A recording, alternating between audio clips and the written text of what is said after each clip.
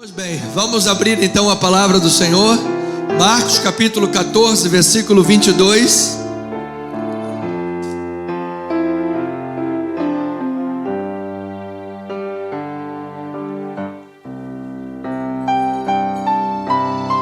Louvado seja Deus.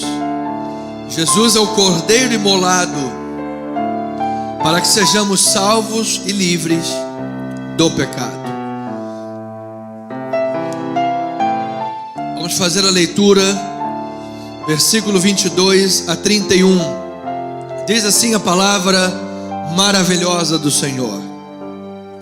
Enquanto comiam, tomou Jesus um pão e abençoando-o partiu e lhes deu, dizendo: tomai, isto é o meu corpo.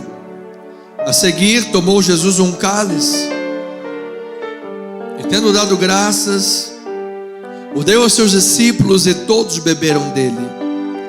Então lhes disse: isto é o meu sangue, o sangue da nova aliança, derramado em favor de muitos.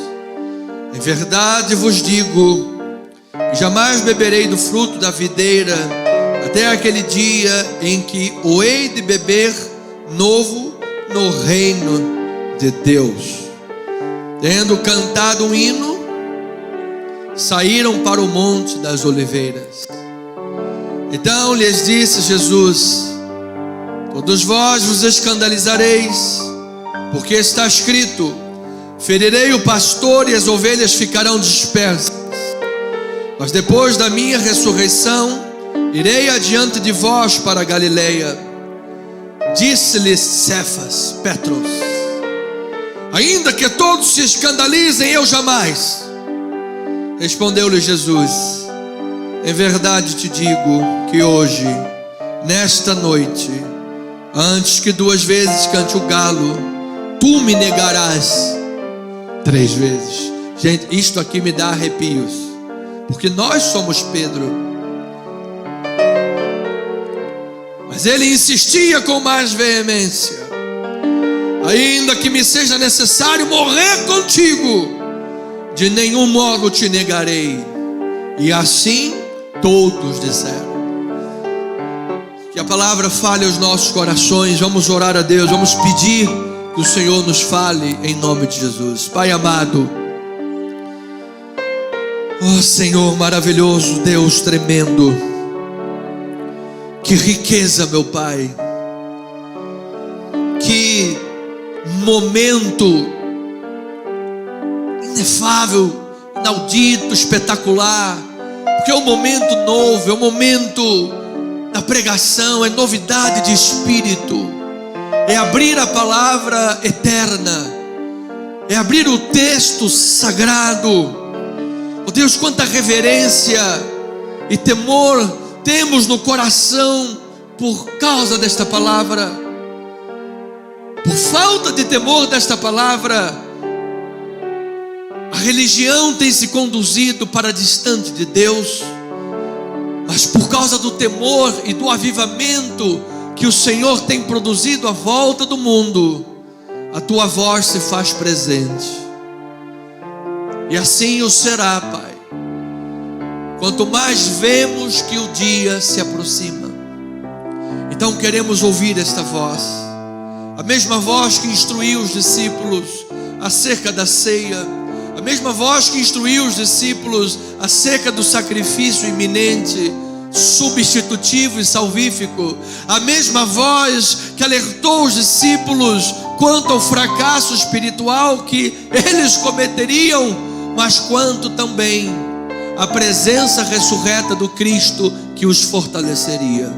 Assim sendo, ó Pai, aqui estamos nós, 2000 anos depois, falando da palavra, ouvindo a palavra e abrindo esta palavra. Então te pedimos, fala aos nossos corações, em o nome de Jesus. E o povo amado de Deus diga amém, amém e amém.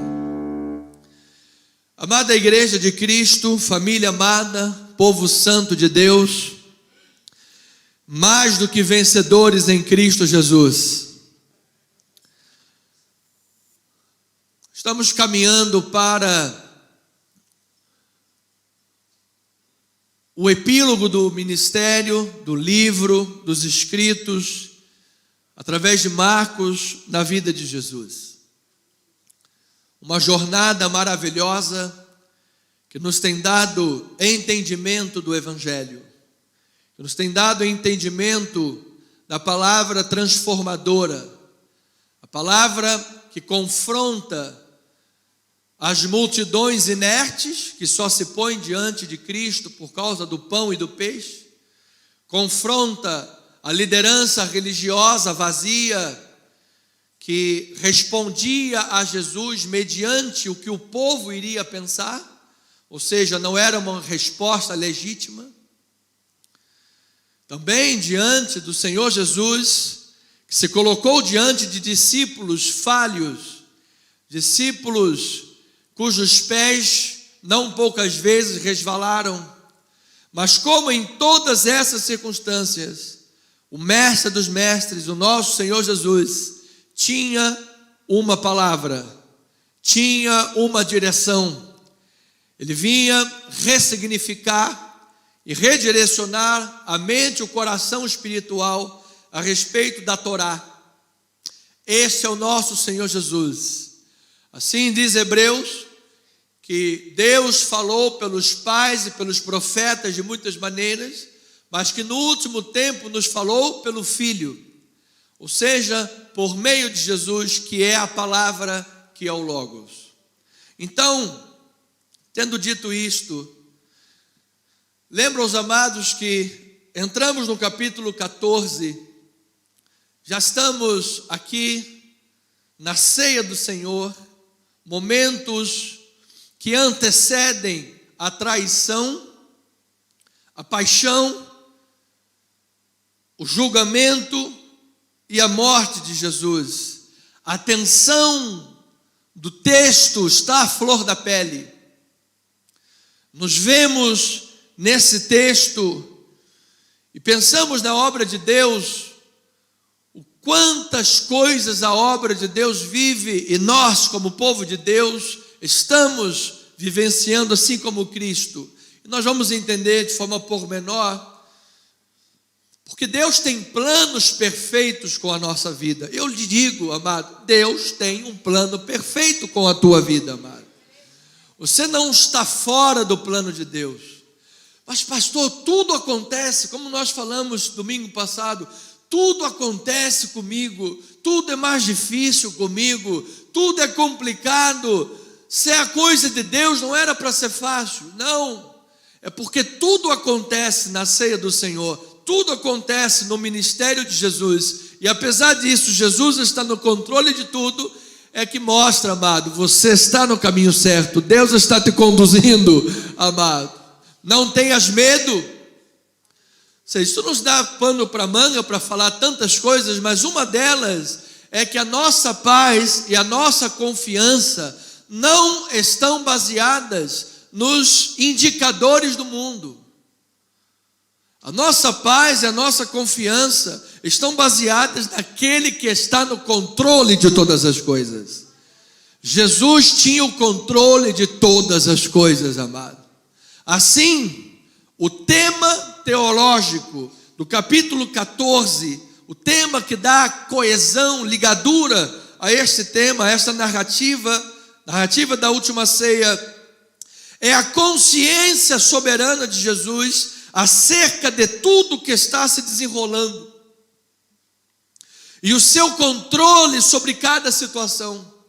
Amados, não poucas vezes o inexperiente espiritual pensa: Deus não está comigo, Deus me abandonou, Deus não está vendo o que eu estou passando, Deus se esqueceu de mim.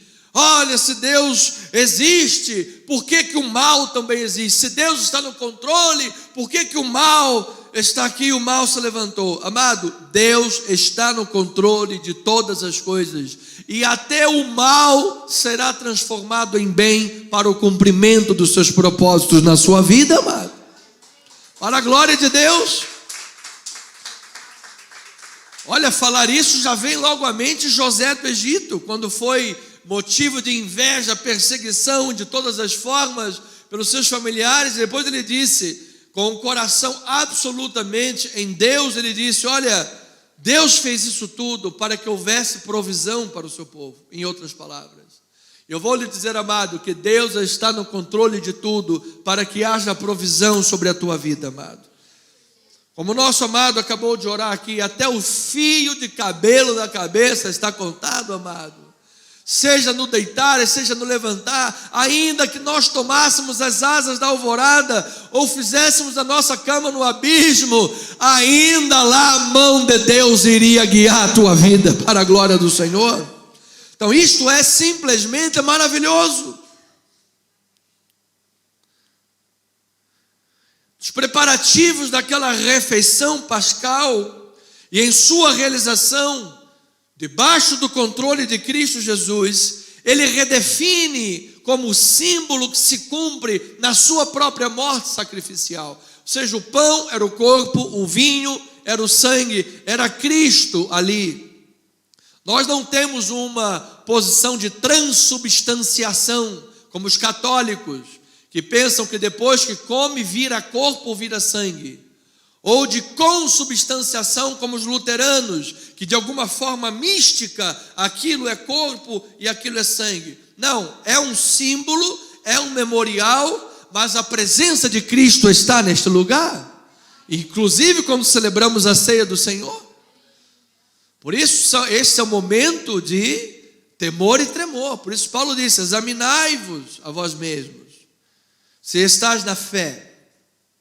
Então Jesus exerceu o controle soberano sobre todos os aspectos da sua paixão.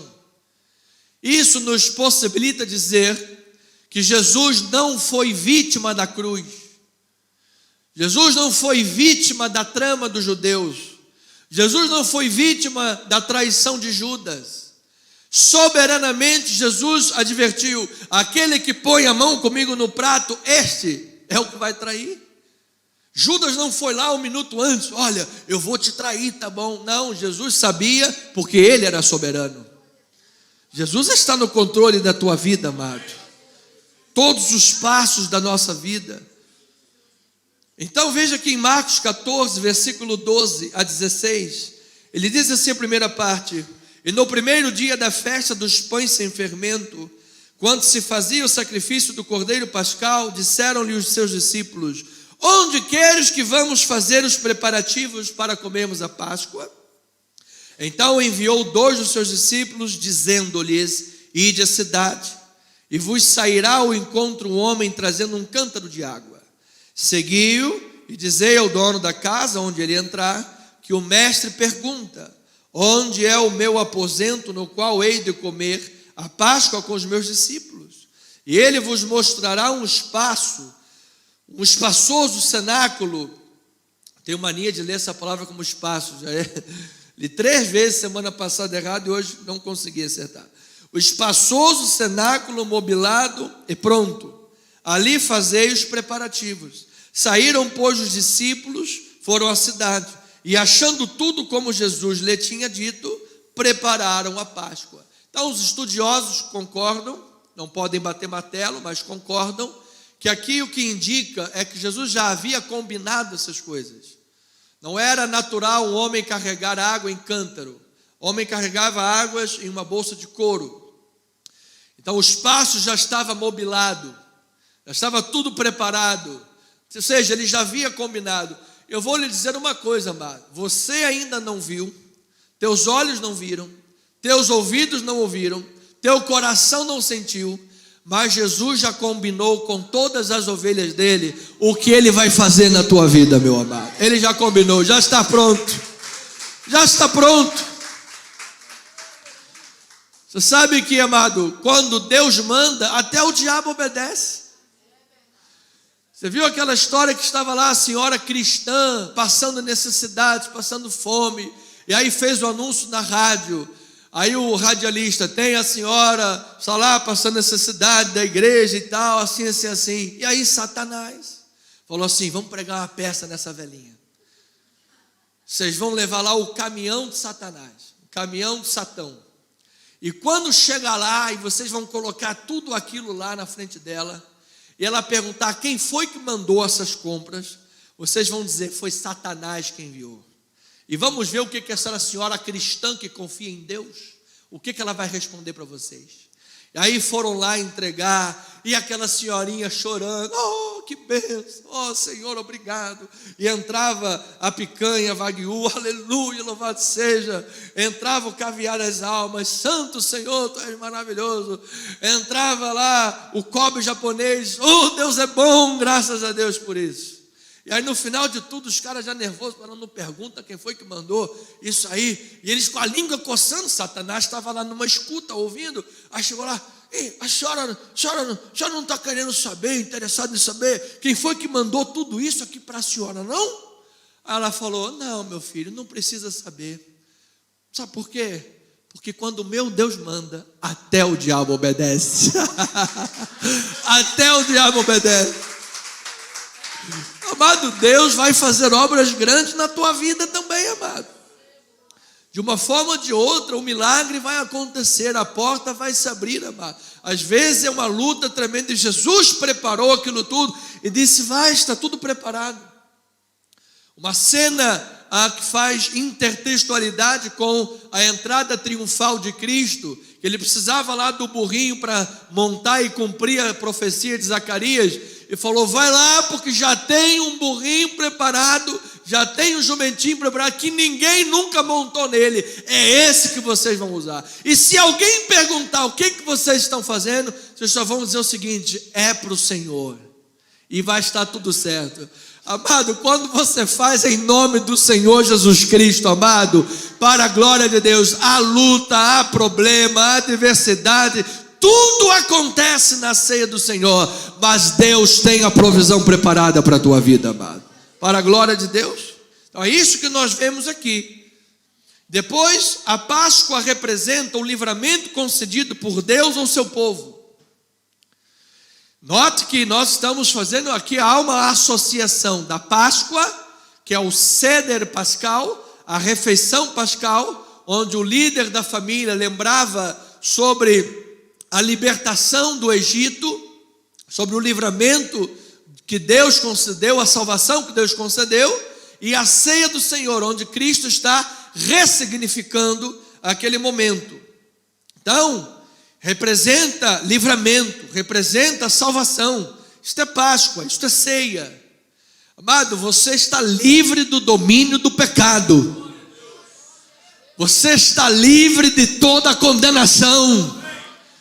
Agora, pois, já nenhuma condenação há para aqueles que estão em Cristo Jesus, lavados e remidos. Aleluia! E ainda vemos nesse capítulo que a traição por Judas faz parte do plano providencial de Deus. Ou você acha que Deus ia permitir uma ovelhinha dele traí-lo? Fazia parte do plano, amado. Faz parte do plano. E ao mesmo tempo que era plano de Deus, era também a escolha pessoal de Judas. De maneira que quando nós pecamos, quando nós erramos, nós não podemos dizer, já estava no plano de Deus que eu pecasse, já estava no plano de Deus que eu pulasse a cerca, já estava no plano de Deus que eu falasse que o pastor é um gordo e feio. Deus está vendo, amado. Deus veio ouvir isso tudo. Então nós não podemos imaginar isso, não podemos responsabilizar a Deus pela nossa queda. Não podemos responsabilizar. Aí está aquela coisa da moeda, os dois lados da moeda. Você gira a moeda e você não consegue ver cara a coroa. Você vê a moeda rodando ali, amado, ao mesmo tempo. Ou seja, ao mesmo tempo Deus é soberano e ao mesmo tempo o homem tem livre agência de escolha. Diga aí um amém, um glória a Deus por isso. Então nós estamos aqui porque queremos, mas estamos aqui porque Deus nos chamou para cá. Nós recebemos Jesus porque queremos, mas porque Ele nos escolheu antes da fundação do mundo. Senão não teria chance. Estávamos ladeira abaixo do pecado, mas Ele nos amou com amor eterno. Então eu lhe digo, você é um amado de Deus, amado. e escolha todos os dias viver este amor. Então veja lá o versículo 17 a 21 do texto de Marcos 14. Ele diz, versículo 17: ao cair na tarde, foi com os 12. Quando estavam à mesa e comiam, disse Jesus: em verdade, olha aí a soberania e o controle de Jesus. Em verdade vos digo que um dentre vós, o que come comigo, me trairá. E eles começaram a entristecer-se. Agora isto aqui tem que ser a nossa postura, amados. Aqui tem que ser um pouquinho de nós. Quando Jesus falou que alguém trairia, olha o que todos os discípulos fizeram. Mas foi a reação uníssona. Disseram assim: e começaram a entristecer-se e a dizer-lhe, um após o outro: porventura sou eu, Senhor? Sou eu, cabra da peste, que vou fazer isso? E aí respondeu-lhe: é um dos 12, o que mete comigo a mão no prato. E todo mundo já nem saiu perto do prato. Quando ele falou que é o que mete comigo a mão no... Qual prato, Senhor? É aquele ali. Deixa o prato para lá. Vai que eu me esqueço e bota a mão lá dentro. Ferrou. O quê? Deus me livre.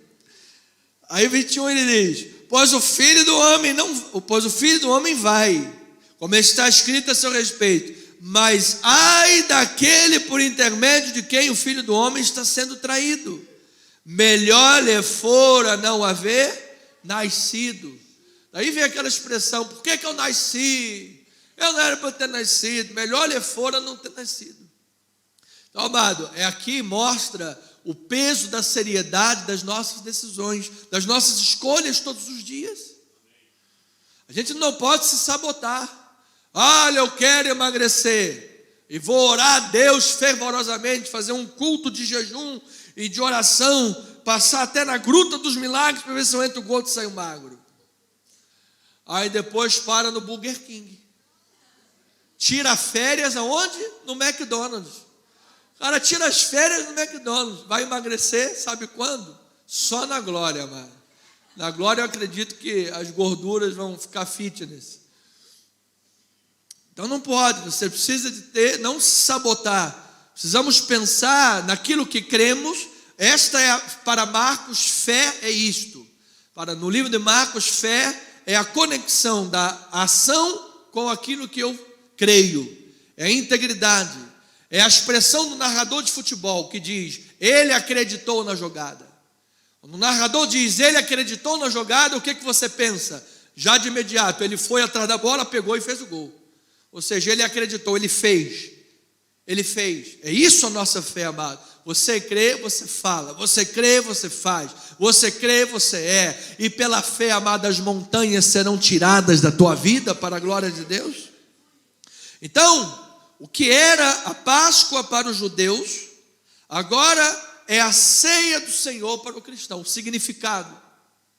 O que eles celebravam a Deus na Páscoa, no Seder Pascal, que era a refeição da Páscoa, no primeiro dia, e dizendo: fomos libertos, o Cordeiro foi morto, Deus nos livrou do Egito, temos um Deus Redentor. Hoje nós celebramos estes pensamentos aonde? Na ceia do Senhor. É a ceia do Senhor que nos diz: ele morreu em nosso lugar. É na ceia do Senhor, no beber do cálice, que nós dizemos: justificados, pois, pela fé, temos paz com Deus em Cristo Jesus. É na ceia do Senhor que o cutelo que lá para Abraão parou no alto, em Jesus, disse a Isaac e Jeremias, disse: o cutelo não parou. Deus não parou o cutelo em Jesus. Jesus foi imolado. Ele é o cordeiro que foi imolado. E graças a Deus, porque ele não foi imolado como vítima. Ao mesmo tempo que era a vontade do Pai, era o cumprimento do mandato soberano e a vontade de Jesus cumprir aquilo.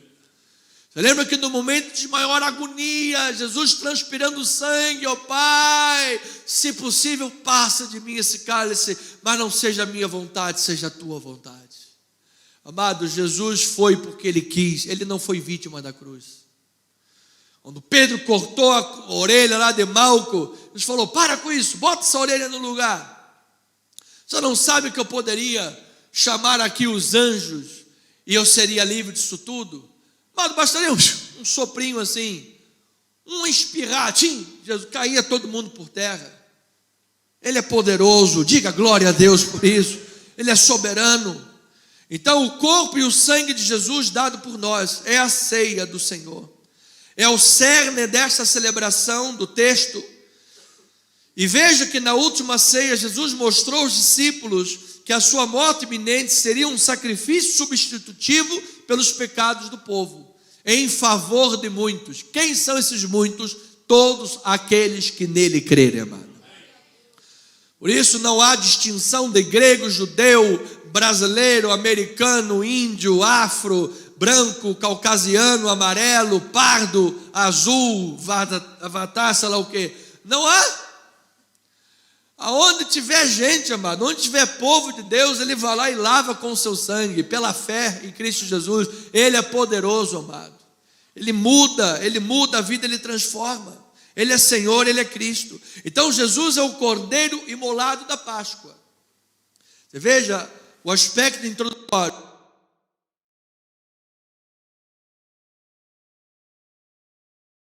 Quem é que lá foi imolado? Na Páscoa eram os cordeirinhos. E na graça de Deus? É Jesus. Então a morte de Jesus é redentora. A morte de Jesus liberta as pessoas do pecado. Do latim, agnus Dei que tollis peccata mundi. Ou seja, Cordeiro de Deus que livra do pecado o mundo. Ele, só Ele pode livrar, amado. Essa foi a apresentação de João Batista. Eis o Cordeiro de Deus. Ele já te livrou do domínio do pecado, ovelhinha amada. Você hoje pode dizer não para o pecado. Hoje você pode dizer não para Satanás. Hoje você pode dizer não para o mundo. Mas não na sua força, não no seu poder humano, mas naquele que está na tua vida, amado. Por isso Paulo disse: eu posso todas as coisas naquele que me fortalece. Aleluia!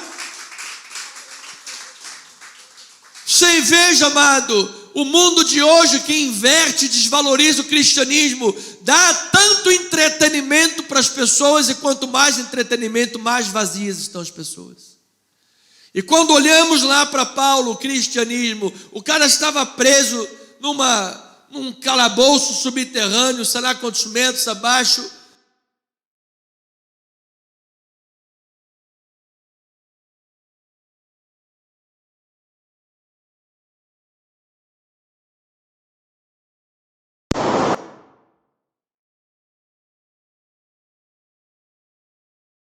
Fazendo as conhecidas cartas da prisão e escrevendo para o povo dizendo: alegrai-vos no Senhor.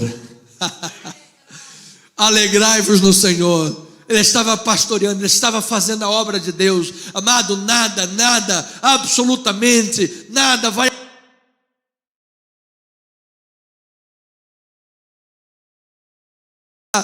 O evangelho continua, a obra de Deus é feita, Deus é glorificado.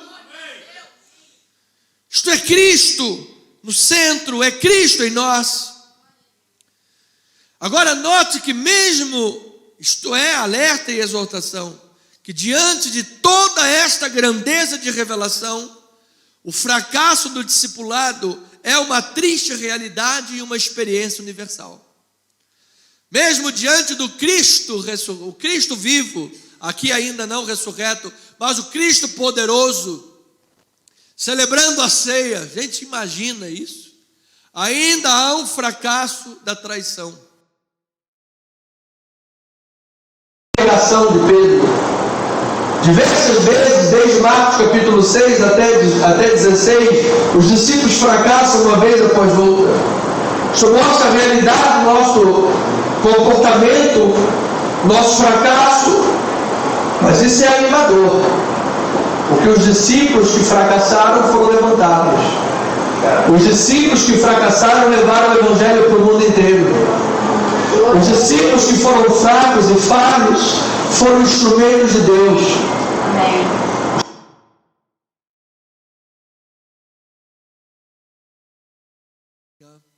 mesmo com as tuas fraquezas, mesmo com as tuas debilidades, mesmo nas nossas contrariedades, mesmo nas nossas limitações, mesmo nas nossas negações, Cristo continua dizendo: eu estou aqui na tua vida. Como dizia o nosso irmão,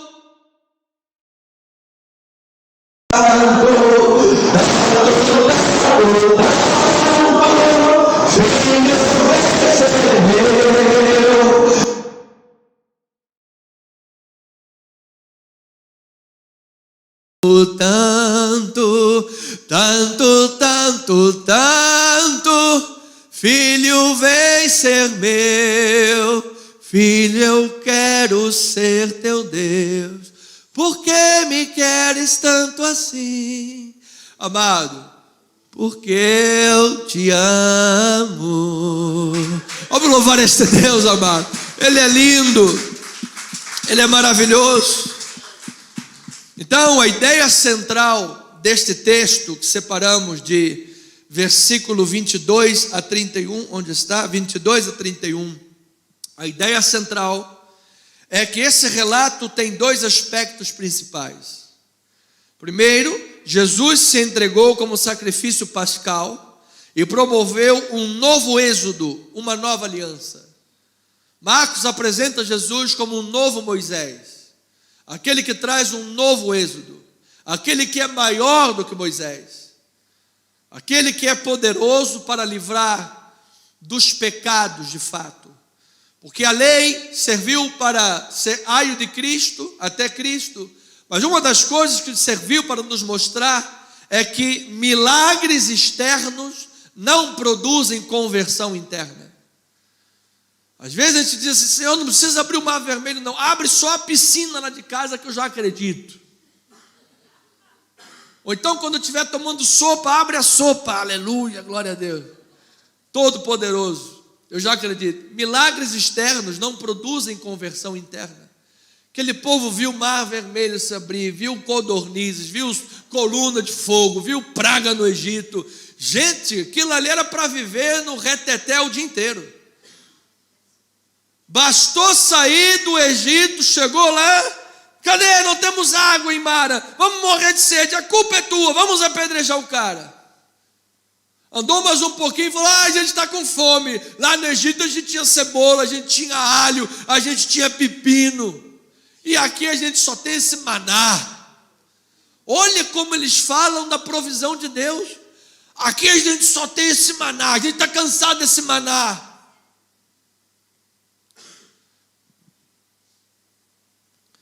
Então Jesus promoveu um novo êxodo. Ele disse: bem-aventurados são aqueles que não viram, mas creram, amado. E é pelo Espírito Santo de Deus que Ele nos convence do pecado, do juízo, da justiça e faz uma obra maravilhosa. A Deus toda a glória por isso. E o segundo ponto é que os discípulos falharão. Jesus deixa isso claro nos versículos 27 e 31. Os discípulos falharão, mas Jesus irá ao encontro deles depois da ressurreição e lhes dará forças para superar o fracasso. Nós vamos ver isso muito claro e muito evidente durante o estudo do livro de Atos. Como é que pessoas amedrontadas, fechadas dentro de portas, cheias de medo de tudo, se transformaram em pessoas corajosas ao ponto de se tornarem os mártires do Evangelho? Diz os estudos paralelos que quando Pedro estava sendo crucificado, ele diz: não, peraí, eu não sou digno de ser morto como meu Senhor. Vira essa cruz de cabeça para baixo. Eu vou morrer diferente, eu não sou digno de morrer como ele. Eu era pecador, eu estava preso, eu era um negador, eu era um homem comum, agora ele me salvou, ele me libertou, aleluia. Está tremendo, amado. Isso é o poder do Cristo ressuscitado, é o poder da ressurreição, disse Paulo aos Filipenses. Então, Jesus é o cordeiro imolado em nosso lugar, e a sua morte é um sacrifício redentor. Versículo 22 a 26. E quando comiam, tomou Jesus o pão e abençoou e o partiu e lhe deu, dizendo: tomai, isto é o meu corpo.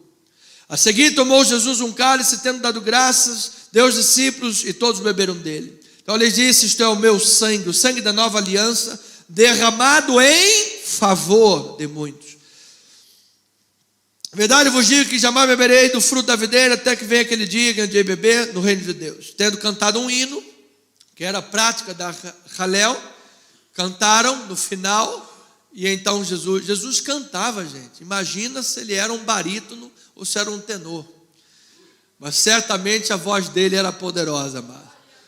Já viu aquele, eu gosto de pensar nesse, é um videozinho de Facebook, que quando um general diz, bom dia, sai gato correndo para tudo quanto é lado. Amado, quando a voz de Jesus vem, aleluia, amado, sai demônio e capeta para tudo quanto é lado, amado. Não resiste ao poder de Deus. Que esta voz esteja na tua vida, na minha vida, amado. Que todo mal bata em retirada, que a depressão vá embora, que a tristeza vá embora, que o sentimento de impotência vá embora, que as crises existenciais, as crises de identidade, durante a ceia do Senhor é momento de hino, é momento de cântico, é momento de louvor, porque Cristo é o nosso Redentor e Ele vive, Ele reina para sempre. Então a cerimônia do Cordeiro Pascal, em sua origem, tem a sua origem em Êxodo capítulo 12, versículo 1 a 20, que era a cerimônia do Cordeiro, ia lá imolar, viria o anjo da morte, ele disse, vocês entram na casa, matam o Cordeiro, pegam o sangue do Cordeiro, vão lá para aspergir e passar das vergas das portas, onde diz os estudos, que na casa dos egípcios, na verga das portas, tinham lá as inscrições com os nomes dos seus deuses. Mas onde entrou um eleito de Deus, onde entrou um israelita, lá o sangue de Cristo era sobre qualquer Deus, amado. Estava sendo dito, aqui nessa casa, o único Deus é Yahvé Adonai Tsevaot. É o Senhor dos exércitos. Ele é o Senhor desta casa. Diz que quando o anjo vinha, o anjo olhava o sangue e passava por cima da casa. É o Pessah. É o anjo que via ali, aqui tem livramento, ele passava por cima. Não tocava. E ali o primogênito sobrevivia. Ali tem origem o Cordeiro Pascal. E a imagem de um cordeiro sacrificial é usada profeticamente por Isaías. O cordeiro, o sofredor, o servo sofredor. Lembra de Isaías 53? Certamente Ele tomou sobre si os nossos pecados e carregou sobre si a nossa condenação e o nosso pecado. E nós o reputávamos por aflito, por ferido de Deus e oprimido. Mas Ele foi transpassado pelas nossas transgressões e Ele foi moído pelas nossas iniquidades. O castigo que nos traz a paz estava sobre Ele, e por suas chagas somos sarados. E no versículo 7 diz que ele foi como cordeiro mudo perante os seus tosqueadores. Como cordeiro mudo, ele não abriu a boca. Gente, ele poderia fazer tudo ali, ele poderia acabar com aquilo tudo. Imagina ele sendo crucificado e as pessoas passando, meneando a cabeça, espraguejando, dizendo, olha, tu não és filho de Deus, então salva-te a ti mesmo, desce da cruz. Poderia ter vindo ali uma ira carnal, uma ira santa, eu vou acabar logo com essa parede, morre todo mundo. Mas não, amado, lá do alto da cruz, o significado do evangelho estava evidente. Ele estava dizendo, Pai, perdoa-lhes porque não sabem o que fazem. O significado do evangelho não perdeu a sua essência, o seu elan na morte de Cristo. Pelo contrário, ali teve o seu ápice. Quando Satanás achou que estava lá, você sabe, ele está morrendo. Que na verdade ele tentou desviar Jesus da cruz. Então, amado, os demôniozinhos, e Jesus estava dando ali um golpe na cabeça da serpente, desarticulando as forças de Satanás e pagando o preço pelos nossos pecados. Esse é o Cristo vivo e ressurreto. Diga glória a Deus por isso. Cristo, Cordeiro, sofredor e redentor. Então Jesus aparece pela primeira vez como cumprimento dessas profecias em João 1:29. Quando ele diz, nós vimos apontando o Cordeiro lá, capítulo 12 de Êxodo, profecias que apontavam, e o cumprimento em João 29. Esse é o Cordeiro de Deus que tira o pecado do mundo. E ele é novamente associado a tudo isto em diversas passagens. Vamos fazer uma leitura, amados irmãos. Amém? Atos 8:29 diz assim: então disse o Espírito a Filipe: aproxima-te desse carro e acompanha-o. Correndo Filipe, ouvindo-o ler o profeta Isaías, perguntou: compreendes o que vens lendo? Ele respondeu: como poderei entender se alguém não me explicar? E convidou Filipe a subir e sentar-se junto a ele. Ora, a passagem da escritura que estava lendo era esta: foi levado como ovelha ao matadouro. Olha que Jesus é diversas vezes posto no Novo Testamento como o cordeiro imolado. E aqui é um dos exemplos. Ele foi apontado lá atrás, profeticamente, e cumprido no Novo Testamento. Aí ele diz: ovelha ao matadouro. E como um cordeiro mudo perante o seu tosquiador, assim ele não abriu a boca. Na sua humilhação lhe negaram justiça. Quem lhe poderá descrever a geração? Porque da terra a sua vida é tirada. Então o eunuco disse a Filipe: peço-te que me expliques a quem se refere o profeta. Fala de si mesmo ou fala de algum outro? Então Filipe explicou, e começando por esta passagem da escritura, anunciou-lhe a Jesus. Diga aí, Jesus, amado. Jesus. Seguindo eles caminho fora, chegando a certo lugar onde havia água, disse o eunuco: eis aqui água, que impede que eu seja batizado? Filipe respondeu: é lícito se crês de todo o coração. E respondendo ele disse: creio que Jesus Cristo é o Filho de Deus. Aleluia! Vamos louvar ao Senhor. Versículo 38 e 39. Então mandou parar o carro, ambos desceram a água e Filipe batizou o eunuco. Versículo 39. Quando saíram da água, o Espírito do Senhor arrebatou a Filipe, não vendo mais o eunuco, e este foi seguindo o seu caminho, cheio de quê? De júbilo e de alegria do Senhor, amado. Amado, quando Filipe abriu a boca e começou a pregar: Jesus é o cumprimento dos profetas, Jesus é o cordeiro que foi imolado, Jesus é o sacerdote, sumo sacerdote da nossa confissão, Jesus é o pastor das ovelhas, Jesus é aquele que pagou o preço por nós. Aquele homem rasgou o coração e disse: eu creio que esse Jesus é o Filho de Deus. E ele foi batizado nas águas naquele momento, e diz que como confirmação, o Espírito Santo de Deus veio, arrebatou a Filipe, que apareceu em outro lugar, e o eunuco saiu dali cheio de júbilo e de alegria, amado. Olha, eu quero ver muita gente sendo batizada pelo Espírito, batizada como testemunho nas águas perante a igreja, mas que o Espírito Santo de Deus transborde de gozo, de alegria, de dons, de fé, pessoas se convertendo e o mundo dizendo: eu creio nesse Jesus, eu creio nesse Cristo, eu quero esse Cristo para a minha vida. O que é que impede que eu viva o cristianismo? Não impede nada. Se você crê, é lícito. Amado, se você crê, você está salvo. Se você crê, você é batizado. Se você crê, você é revestido. Se você crê, Jesus chegou à sua vida. Se você crê, a glória de Deus é real. Aleluia! É real. Então, assim como a Páscoa tinha importância redentora para os judeus, Jesus considerou a última ceia sob uma ótica salvífica e atribuiu significado expiatório à sua morte iminente. O sacrifício expiatório de Cristo é a base para Deus, para que Deus justifique e declare justo aqueles que depositam sua fé na morte e ressurreição de Jesus, porque a morte de Jesus foi o pagamento do resgate. Às vezes a pessoa diz assim: ah, pastor, é fácil, Deus vai lá, perdoa o cara, ele fez, ele aconteceu, parece muito fácil, Deus sai perdoando. Não, não é fácil. A lei dizia: a alma que pecar, essa morrerá. Havia uma lei, e o pagamento pelo pecado era com a vida, tinha que morrer.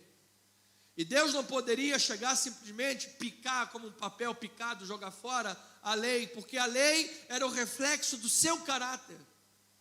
A lei é santa, eu é que sou carnal, disse Paulo. Então ele não poderia, não, joga a lei fora, vamos esquecer a lei, foi um erro da história, esquece a lei. Não, Deus permitiu a lei para que nós víssemos que pela lei não é possível ninguém ser justificado. O homem tem essa fraqueza, a coisa tem que ser aos poucos, por isso está a revelação progressiva de Deus. Você não pode chegar para uma criança de 3 anos e dizer: olha, não bota o dedo na tomada, porque ali tem uma energia de positivo, negativo, os prótons, elétrons, tem neutros, você vai levar um choque, uma descarga elétrica, que vai alcançar o ventrículo direito do coração e você vai ter um infarto ao miocárdio. Você tem que chegar para a criança, dar um tapinha na mão dela e não bota dedinho aqui. Não é assim? Então Deus foi na revelação progressiva, se revelando à medida que o povo ia crescendo. E hoje, e na plenitude dos tempos, veio Jesus. E aí ele não jogou simplesmente, por isso veio primeiro a lei. E aí Jesus veio e pagou o preço da lei. Qual era o preço da lei? A morte. Por isso Deus em Cristo pagou o preço da sua santidade. Por isso hoje ele justifica o pecador de forma legal, justa, e ele continua sendo santo. Ele não compactua com o pecado. Ele pagou o preço do pecado. Então todo aquele que crê em Jesus é justificado legalmente. Foi isso que Paulo disse em Romanos capítulo 3, versículo 21 a 26. Ele diz: mas agora, sem lei, se manifestou a justiça de Deus, testemunhada pela lei e pelos profetas. Amado, a lei testemunhou que Jesus, o Messias, viria. E foi nessa esperança que eles foram salvos, pelo Cristo que viria. E nós somos salvos pelo Cristo que já veio. Oh, glória a Deus por isso. Depois ele diz: justiça de Deus mediante a fé em quem? Jesus Cristo. Para todos e sobre todos os que creem, porque não há distinção. Pois todos pecaram e carecem da glória de Deus, sendo justificados gratuitamente por sua graça, mediante a redenção que há no Papa, no pontifício comunistíssimo. Não, olha lá, em Cristo Jesus, amado, nosso Senhor, a quem Deus propôs no seu sangue, como propiciação mediante a fé, para manifestar a sua justiça, por ter Deus, na sua tolerância, deixado impunes os pecados anteriormente cometidos. Versículo 26. Tendo em vista, o que Deus tinha em vista? A manifestação da sua justiça no tempo presente, para Ele mesmo ser justo e o justificador daquele que tem fé em Jesus. Então Jesus é o cordeiro imolado que nos dá redenção, justificação. Jesus é o cordeiro imolado em nosso lugar. Agora, contudo, diante da grandeza desta revelação, ouça: o fracasso do discipulado é uma triste experiência universal. Nós precisamos estar atentos a isso. É o que Jesus apresenta no versículo 27. Veja que logo depois da ceia, e tendo cantado um hino, ele entra com o versículo 27. Ele diz, Marcos 14, 27. Então lhes disse Jesus: todos vós vos escandalizareis, porque está escrito: ferirei o pastor e as ovelhas ficarão dispersas. 28. Mas depois da minha ressurreição irei adiante de vós para a Galileia.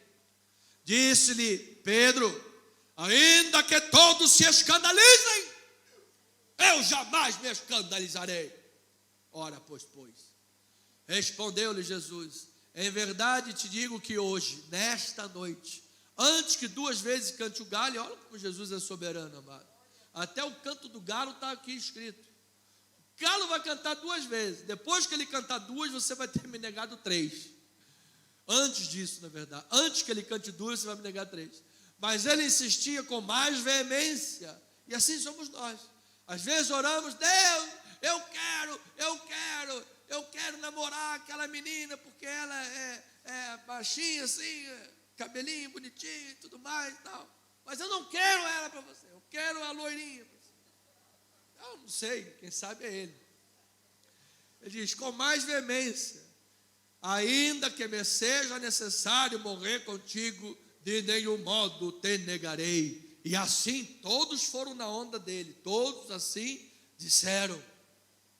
Então, ovelha, o fracasso no discipulado se destaca desde o capítulo 6, os primeiros versículos, até o final de 16:8. Em todo o livro de Marcos, os discípulos falham. E pegando a ajuda dos outros evangelhos, você vê, eles não conseguem expulsar um demônio. Depois lá da glória, da Shekinah de Deus no alto do monte, Marcos capítulo 9, lá em cima, ó glória, viram Moisés, Elias, Jesus, transfiguração, Shekinah, voz do Pai, uma grande experiência, desceu do monte e não consegue expelir o demônio. Senhor, por que a gente não conseguiu expelir o demônio? Porque esta casta não sai sem oração e jejum. Ou seja, como é que vocês vão fazer a minha obra sem orar? Como é que vocês vão fazer a minha obra sem ter um momento de comunhão, de entrega? Vocês acham que o poder está em vocês mesmos? Vocês acham que vocês são fonte de poder? Estão fazendo no automático? Sai do automático e dependa de mim, porque senão você vai fracassar. Fracassaram ali. Fracassaram quando Pedro afundou. Eu quero isso, Senhor. Pedro era impossível. Às vezes isso é bom, né? Mas chegou lá na hora, eu não sabia que tinha tanto vento assim, me perdoa. E começou a afundar. E aí Jesus, e você veja que é interessante que ele grita, Senhor, desce. Jesus estava ali, na frente dele, ao passo de um braço. Jesus, me livra. Um braço. E às vezes a gente no meio da crise acha que Deus é surdo, que Deus não está vendo, que Deus está longe. E Jesus está ali, vem aqui, meu filho, eu estou aqui pertinho de você. Eu nunca saí do teu lado, eu nunca te abandonei, jamais. Você que estava aí afundando, vendo a onda, parece mais o Vasco da Gama, que não sabe se vai, se vem, se vai, se afunda, se fica, se vai, se não vai. Misericórdia da tua vida, filho, gosta de sofrer assim? Esse pegou a cruz e me seguiu de verdade. Pô, você vê discípulos discutindo quem é o maior. Gente, toda aquela glória tinha acontecido. Jesus estava falando de coisas excepcionais do reino. E 2 discípulos, filhos do trovão, dizendo, quem é o maior? Eu sou maior. Jesus, eu que sou maior. Quando o Senhor vier na sua glória, eu vou sentar à direita, ele vai sentar à esquerda, porque eu sou mais eu. Jesus falou, vocês podem ser batizados com o batismo que eu vou ser batizado, vocês podem morrer como eu vou morrer? Podemos, tá bom, vai morrer igual, parecido, mas não vão sentar onde vocês querem, porque já está determinado. Vocês tinham perdido o foco da coisa, amado. No Getsêmani, Jesus em agonia, transpirando sangue, o peso do pecado da humanidade diante do Mestre, e os discípulos fazendo o quê? Tosquenejando, uma madorna. Olha lá, essa igreja é maravilhosa, tem até sonoplastia, mano. Tinha que sair na internet. A gente vai botar um microfone aí, na hora da mensagem, vai sair lá, né? O povo vai falar, gente, essa igreja, isso aí.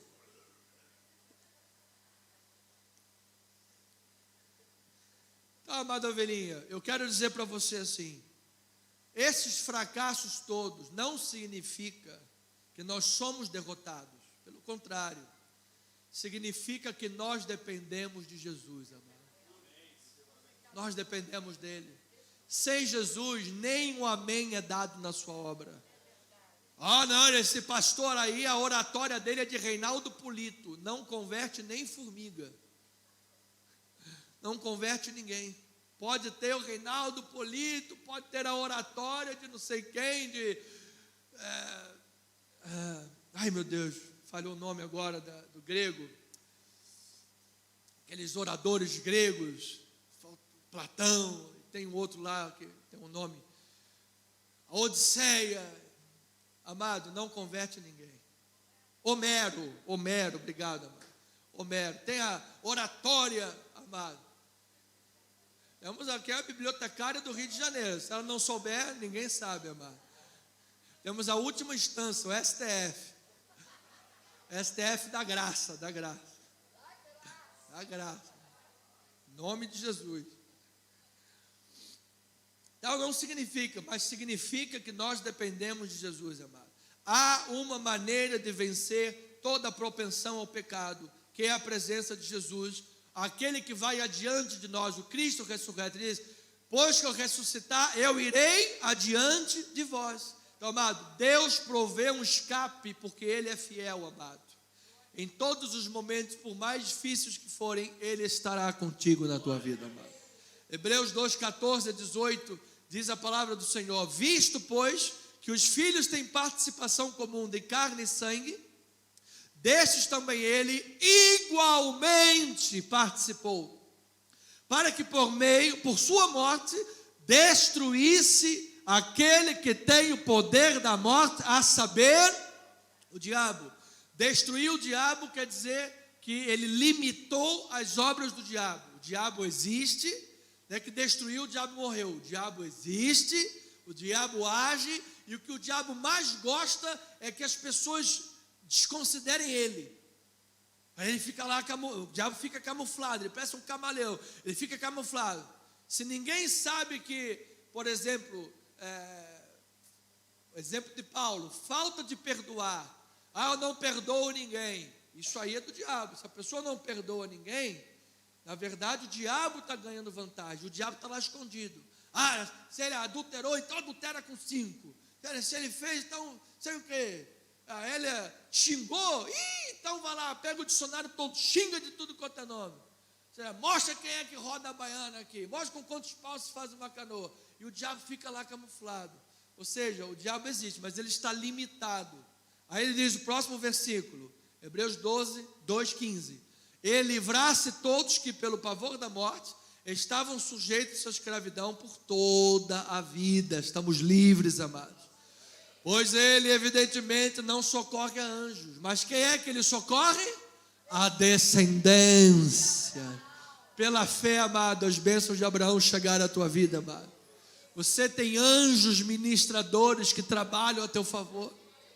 Você tem um Deus que se fez imanente, Ele entrou na história da humanidade, Ele tocou a vida da humanidade, Ele está na tua vida.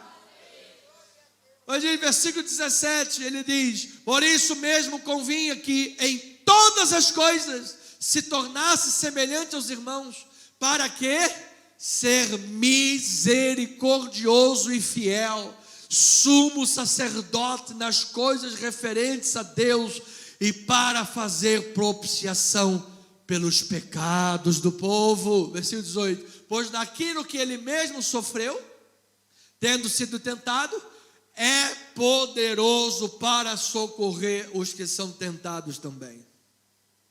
Diga aí um glória a Deus por isso. Então, na conclusão desta mensagem, estamos agora na conclusão, eu quero dizer para você duas coisas importantes. Primeiro,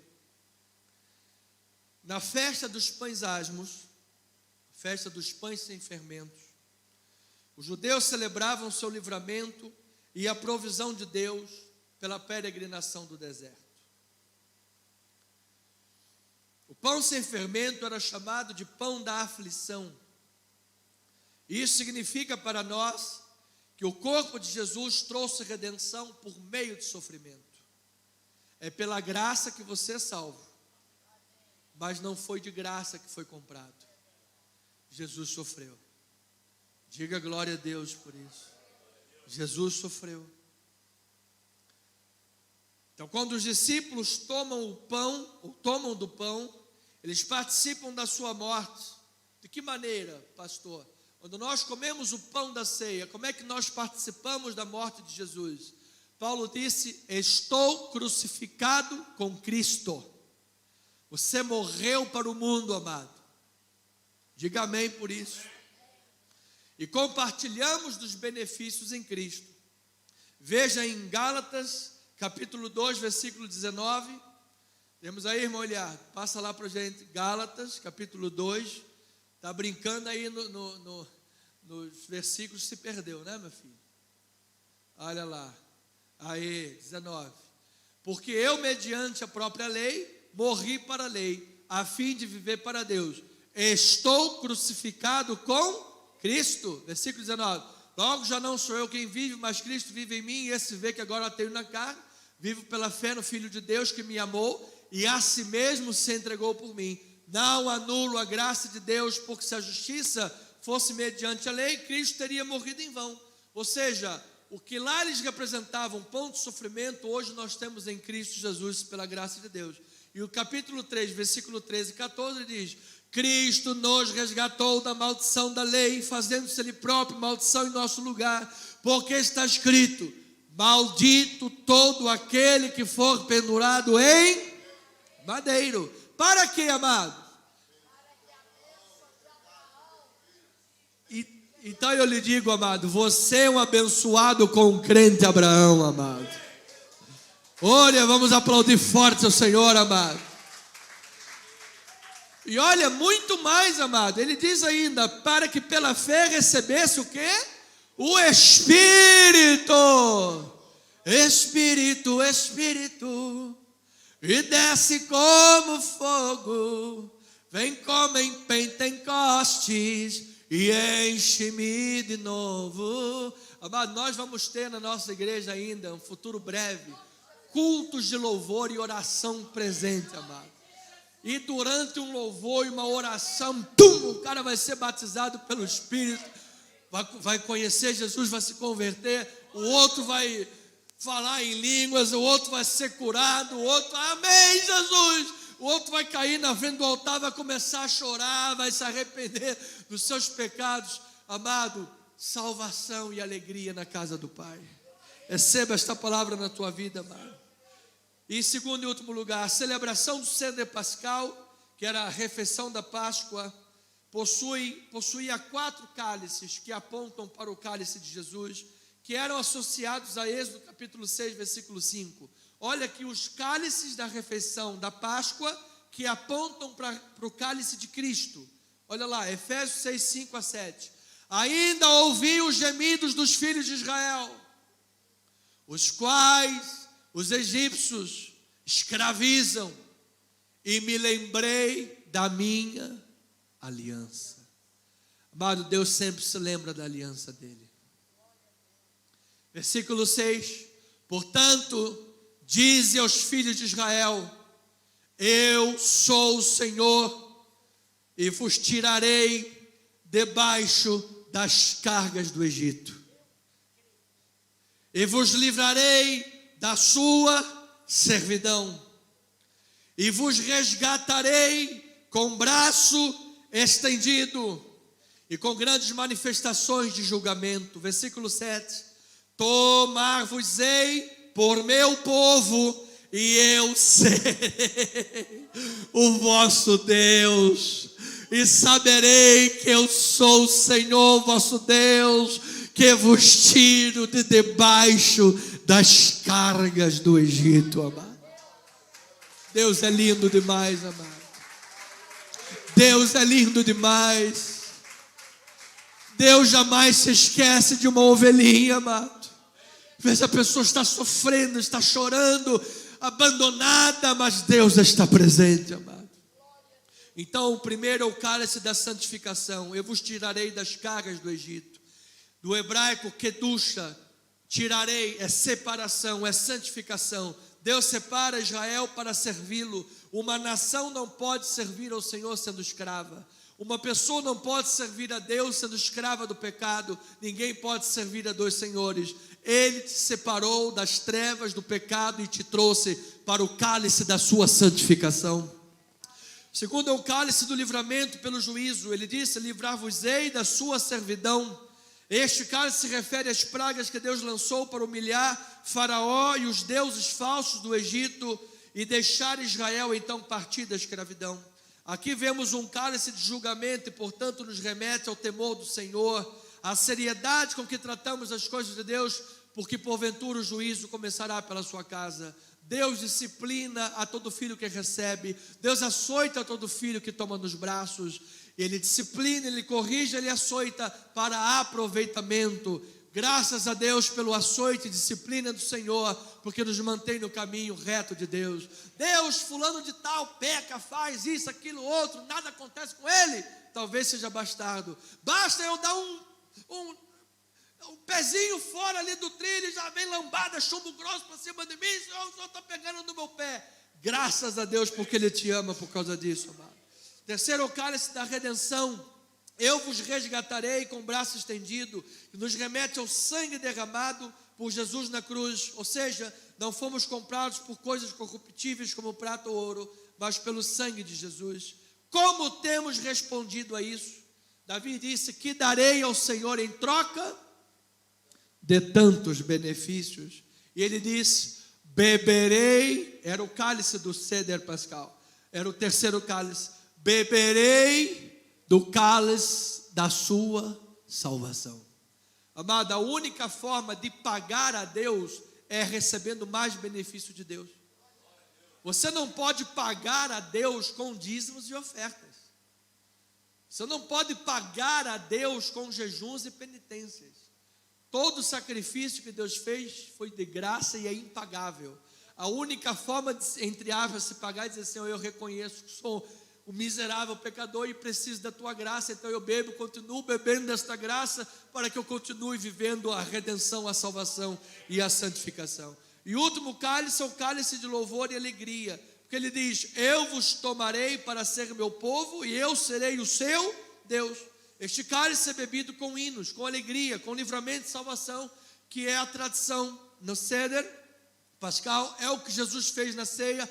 Tendo cantado um hino, foi o versículo, então Jesus continuou. Amado, aquele que tem Jesus tem cântico novo de alegria na boca. Aquele que conhece Jesus louva a Deus com alegria em espírito e em verdade. Tem motivo de todos os louvores. Então Jesus tomou na ceia, isso aqui tudo apontava para a ceia.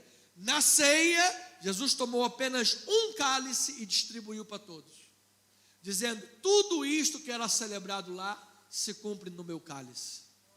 Tudo isso que celebrava lá se cumpre na minha pessoa.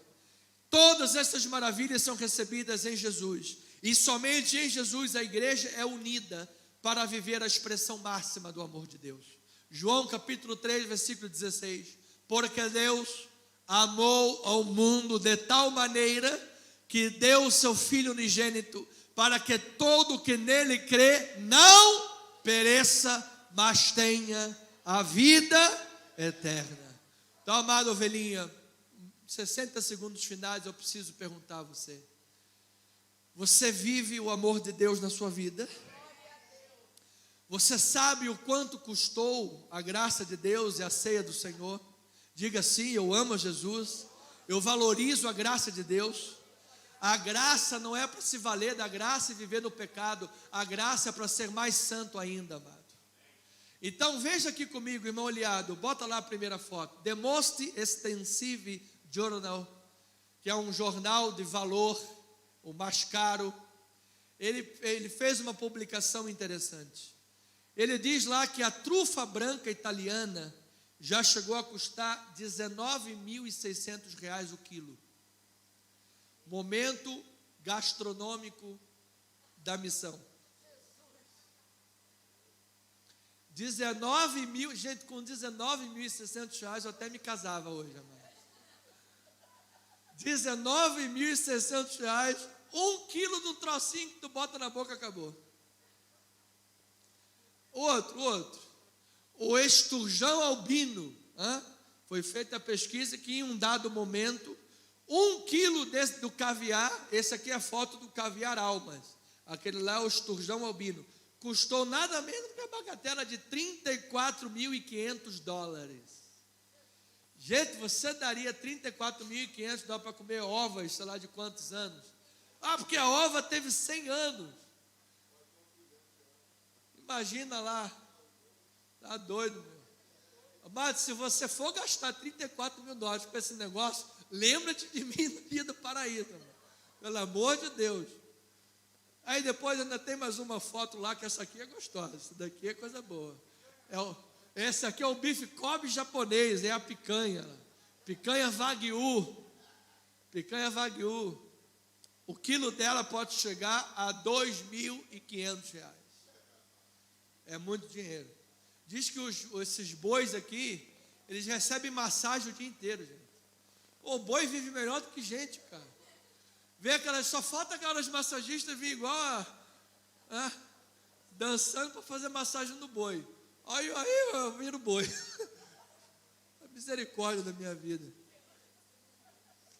O boi bebe uma cervejinha, aí depois vai lá fazer a massagem, joga uma aguinha no boi, o boi fica tranquilo, não anda, fica paradinho. A carne dele é cheia de gordura, custa R$2.500. Wagyu. Quem sabe aí no final de ano a gente não tem 1 quilinho dessa carne, amém? É meio caro, hein? Olha lá agora. O preço de alguns alimentos podem causar espanto, não é verdade? 1 quilo de caviar, $34.000. Está repreendido, Deus me livre. Pode causar espanto. Paremos então para refletir sobre o custo da ceia do Senhor. Custou nada mais, custou nada menos, custou a Deus a morte de seu Filho. Para que pudéssemos ser salvos, Jesus teve de sofrer e pagar o preço dos nossos pecados. Então, sempre que participarmos da ceia do Senhor, devemos nos lembrar que esta ceia, para nós, é dada pela fé e por graça, mas para Deus não foi de graça. Custou a morte de Jesus, certamente. E eu termino com Pedro 1,17, que diz: se invocais como... O que isso reflete nas minhas atitudes práticas, meu pastor? Para terminarmos o culto e irmos com a bênção de Deus. Se invocais como Pai aquele que sem acepção de pessoas julga, segundo as obras de cada um, portai-vos com temor durante o tempo da vossa peregrinação, sabendo que não foi mediante coisas corruptíveis como o prata e o ouro, que fostes resgatados do vosso fútil procedimento que vossos pais vos legaram, mas pelo precioso sangue, como de cordeiro sem defeito, sem mácula, o sangue de Cristo Jesus, conhecido com efeito antes da fundação do mundo, porém manifestado no fim dos tempos, por amor de vós, porque por meio dele tendes fé em Deus, o qual o ressuscitou dentre os mortos e lhe deu glória, de sorte que a vossa fé e a vossa esperança estejam no Kobe japonês, estejam no caviar das almas. Não. A tua esperança, amado, está onde, ovelhinha? Nos banquetes dessa terra? Estão lá os poderosos de capa preta comendo lagosta às custas do povo pobre. Você sabe a quem vai dar contas essa gente no último dia? Ao Senhor Todo-Poderoso. Está lá às custas do povo, com 400 anos de condenação, prestes a sair também, afundando agora a Lava Jato. Estava lá em Paris comendo com o dinheiro do povo, achando que estava abafando o rei da cocada preta, e a injustiça prevalecendo nesse país. A justiça de Deus não falha. Tanto é que Jesus teve que morrer. Amado, a ceia do Senhor custou um alto preço. O sangue de Jesus. Porte-se com temor e tremor, com santidade e amor. Afinal, fomos comprados por amor, pelo sangue de Jesus. Que assim seja, assim diz o Senhor.